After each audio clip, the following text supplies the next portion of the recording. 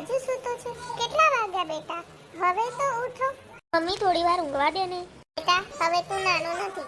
ચાલ ઊભો થા, તારે કોલેજ જવાનું મોડું થાય છે. મમ્મી હજુ તો બહુ વાર છે, તમે અત્યારમાં જગાડો છો મને. જો બેટા ઘડિયાળમાં જો બહુ મોડું થઈ ગયું છે.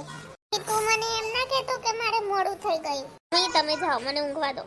હું હમણાં ઉઠી જઈશ મમ્મી, તમે જાઓ. એમ કહીને પછી તું પાછો સૂઈ જઈશ. ચાલ ઊભો થા, ચાલ ઊભો થા. મમ્મી. ચાલ ચાલ ઊભો થા હવે. મમ્મી, ઓ મમ્મી, આ ભાભીએ દરવાજો બંધ કરી દીધો લાગે છે. ભાભી દરવાજો ખોલો. ભાભી દરવાજો ખોલો ને, કેટલી વાર છે? આજે તો હું તમને નહીં છોડું. વાંધો નહીં હો, પહેલા બહાર તો નીકળીને બતાવો. ઇટાલી વહુ દરવાજો ખોલો, એને કોલેજ જવાનું મોડું થાય છે. ઉભા રહો, આજે તો હું તમને નહીં છોડું. ઉભા રહો ભાભી. શું બંને છોકરાની જેમ મસ્તી કરો? મમ્મી આ ભાભીને સમજાવો ને. બેટા શું તમે પણ નાના છોકરાની જેમ મસ્તી કરો છો? સોરી મમ્મી, હવે તમારા દિયર ભોજાઈની મસ્તી પતી ગઈ હોય તો નાસ્તો કરી લો. હા મમ્મી, હું કેન્ટીનમાં ખાઈ લઈશ. કેન્ટીન તમારે બહારનું ખાવાનું છે? તબિયત ખરાબ થઈ જશે તો? ભાભી કાન દુખવા લાગ્યો, મૂકો હવે. છે ને બહારનું ખાવાથી કઈ ના થાય, જગ પીર. ચીલવાડી અંગ્રેજી ખાવાનું બંધ કર અને નાસ્તો કરી લે.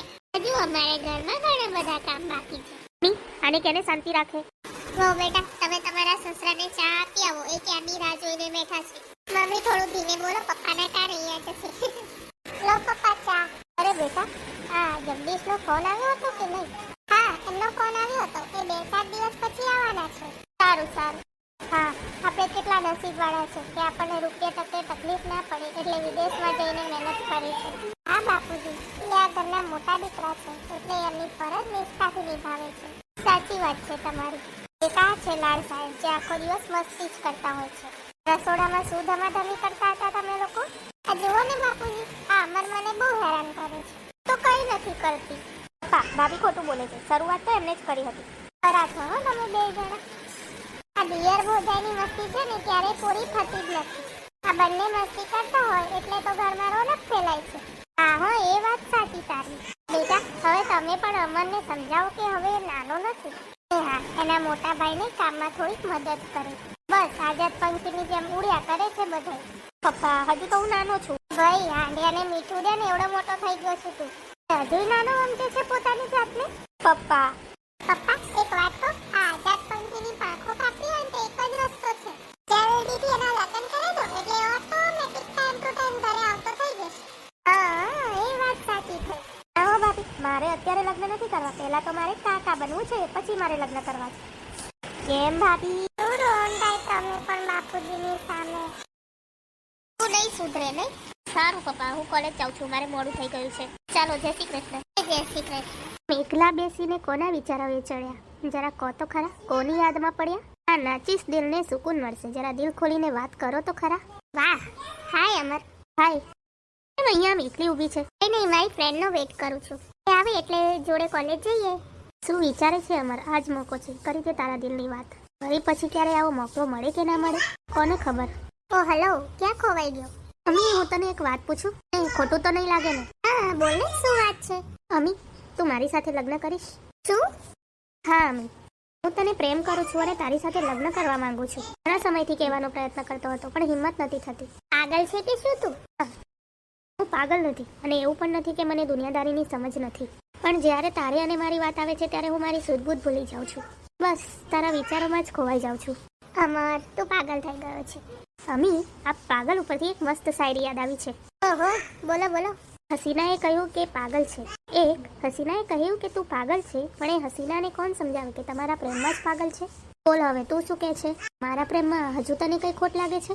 અમર, એક વાત કહું તો તું મને ભૂલી જા, કારણ કે હું એક અનાથ છું. મા બાપ વગર મોટી થઈ છું, તું સમજ.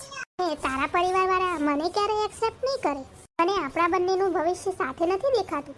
મને દુનિયાની નથી પડી કે એ લોકો શું વિચારે છે, શું કહે છે, પણ તારા દિલમાં મારા માટે શું ફિલિંગ છે એ તું જણાવ.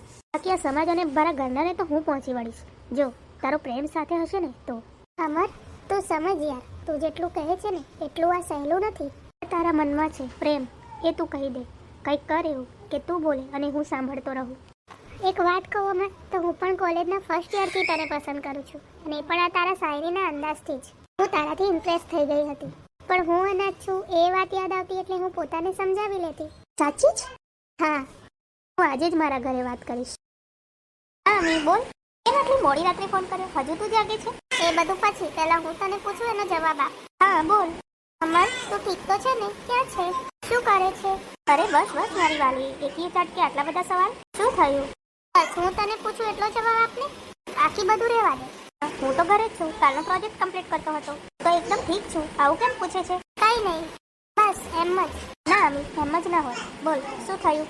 કઈ નહીં, હું હમણાં સૂતી હતી તો એક ખરાબ સપનું આવ્યું. એમાં તારું એક્સિડન્ટ થઈ ગયું. હસવાનું બંધ કર. સોરી પણ તને આવું સપનું કેમ આવ્યું? ચાલ છોડે બધું. તે આપણી વાત ઘરે કરી કે નહીં? હા, હું કાલ સવારે વાત કરવાનો છું. તું ટેન્શન ના લઈશ, હું બધું સંભાળી લઈશ. અમર, મને તને ખોવાનો ડર લાગે છે. પ્લીઝ તું કાલે તારા ઘરે વાત કરજે. અને જો તારા મમ્મી પપ્પા ના માને ને તો તું ગમે તે રીતે કરીને મનાવજે. અરે હા, તું ચિંતા ના કરીશ. સુઈ જા નિરાતે. સારું, બાય. અરે સાંભળ તો ખરી, ખાલી બાયથી કામ નહીં ચાલે. તો અ love you Rohan. Love you too. Bye. હા, અમર વાત તો કરશે ને. બેટા, અમને આ રીતે ભેગા કરવાનું કારણ? મમ્મી પપ્પા, મારે અમરભાઈની તમને એક ગંભીર વાત કરવી છે. અને એ વાત ખૂબ સિરિયસ છે. કઈ વાત? મારી સિરિયસ વાત શું હશે? આવી શું કહેવાના હશે? મારો વિચાર એવો છે કે આપણે હવે અમરભાઈના લગ્ન કરાવી દેવા જોઈએ. હા, પણ આપણા ધ્યાનમાં કોઈ છોકરી હોય તો આપણે અમર માટે માંગુ નાખીએ ને. અરે મમ્મી, આપણે ક્યાં બહાર ગોતવા જવું પડે એમ છે. ઘરની તો છે. ઘરની એટલે કોણ? મારી બેન અમ્મી. એમ પણ એ ઘણી વાર અહીંયા આવી ગઈ છે અને એને અમરભાઈ સાથે ફ્રેન્ડશિપ પણ થઈ ગઈ છે. એવું વિચારું છું કે હવે મારી બેનને જ દેરાણી બનાવી લઉં. હા, તમારો વિચાર તો સારો છે.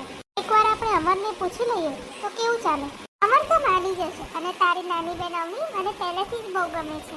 લ્યો, અમરભાઈ પણ આવી ગયા. અમે તમારી જ વાત કરતા હતા. એ બધું સાંભળી લીધું છે ભાભી. અને ભાભી, તમારે આ વાત કરતા પહેલા એકવાર મને પૂછવું તો જોઈએ ને. કેમ અમરભાઈ આવું બોલો છો?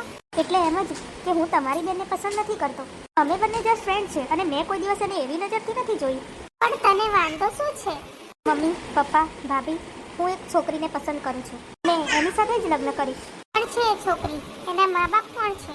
એનું ખાનદાન ખોરડું કેવું છે? એ મારી સાથે જ કોલેજ કરે છે અને એના મમ્મી પપ્પા નથી. એ અનાથ છે. અનાથ આશ્રમમાં જ મોટી થઈ છે. શું? એવી અનાથ છોકરીને મારા ઘરની વહુ હું ક્યારેય નહીં સ્વીકારું. મમ્મી, હું લગ્ન કરીશ તો એક છોકરી સાથે. પછી ભલે હું કુંવારો રહું, પણ હું બીજી છોકરી સાથે તો લગ્ન નહીં જ કરું. અમર, તું ચિંતા ના કરીશ બેટા. તું જે છોકરીને પ્રેમ કરે છે ને, હું તારા લગ્ન એક છોકરી સાથે કરાવીશ. બાપુજી, મારી બેન અમ્મી, બસ આ લગ્ન એની સાથે કરાય જ્યાં મનના મેળ હોય. ને તમને તો ખબર જ છે કે પરાણે કરાયેલું લગ્ન જીવન ક્યારે સફળ નથી થતું. દીપાલી વહુ, આ ઘરનો વડીલ હું છું, એટલે મારા પ્રમાણે જ લગ્ન થશે. અને અમરને જે છોકરી સાથે ગમે છે એ જ છોકરી સાથે એના લગ્ન થશે. થેન્ક યુ પપ્પા. મમ્મી? હા બોલો ને ભાભી. શું કરે છે? કામ કરું છું. આટલો ગંદો પ્લેટફોર્મ. મહારાણી સાવ ધીમે ધીમે કામ કરે છે. ધીમે ધીમે ક્યાં કરું છું ભાભી? ફટાફટ તો કરું છું. અને એકલા હાથે કરવાનું હોય તો વાર તો લાગે ને. અરે, તું મારી સામે બોલે છે? મા બાપ વગરની મોટી થઈ છે ને?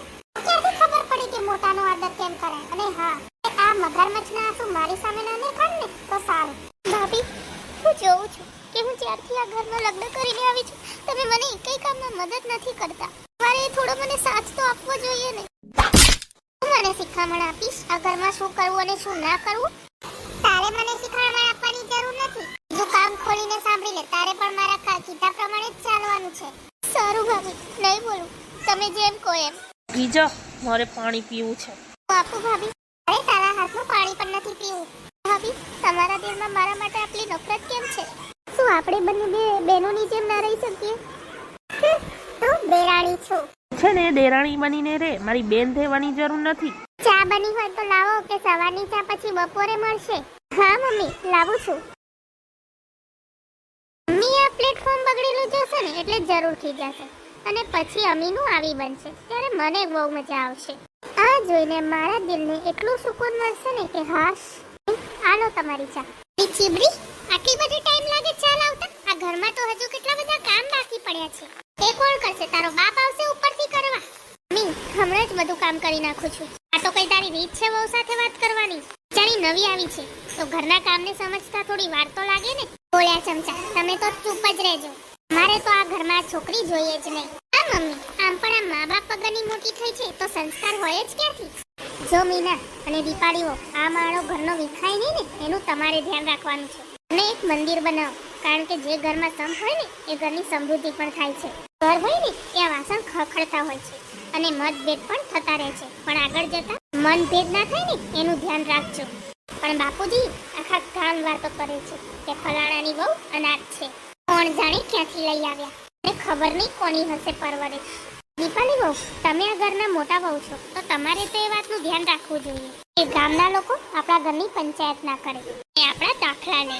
અને બીજું કે ગામના મોઢે ઘરડા બાંધવા ના જવાય, નહીં તો આ સ્વર્ગ જેવું ઘર નરકમાં ફેરવાતા વાર નહીં લાગે.